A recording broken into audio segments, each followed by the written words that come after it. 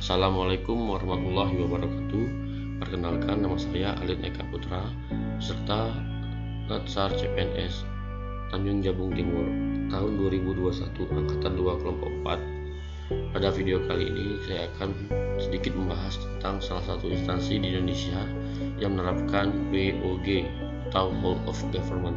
KPK atau Komisi Pemberantasan Korupsi melakukan kerjasama dengan instansi kepolisian dan kejaksaan dalam mengungkap kasus korupsi. KPK memiliki beberapa tugas yang salah satu diantaranya disebutkan dalam pasal 6 huruf A Undang-Undang KPK, yaitu tugas koordinasi dengan instansi yang berwenang melakukan pemberantasan tindak pidana korupsi.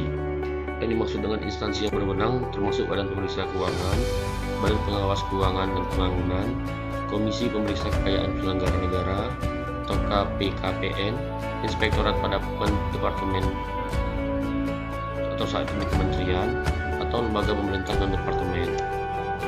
Dalam melaksanakan tugas koordinasi sebagaimana dimaksud dalam pasal 6 A Undang-Undang KPK, KPK berwenang untuk mengkoordinasikan penyelidikan, penyidikan dan penuntutan tindak pidana korupsi, menetapkan sistem pelaporan dalam kegiatan pemberantasan tindak pidana korupsi, meminta informasi tentang kegiatan pemberantasan tindak pidana korupsi kepada instansi yang terkait, melaksanakan dengar pendapat atau pertemuan dengan instansi yang berwenang melakukan pemberantasan tindak pidana korupsi, dan meminta laporan instansi terkait mengenai pencegahan tindak pidana korupsi.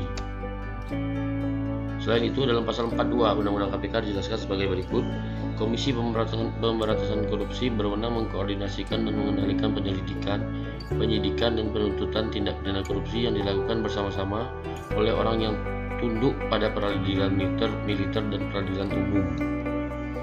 Kasus yang ada pada penerapan Whole of Government di KPK adalah adanya gesekan antara dua instansi, yaitu KPK dan Polri, dalam mengungkap kasus korupsi.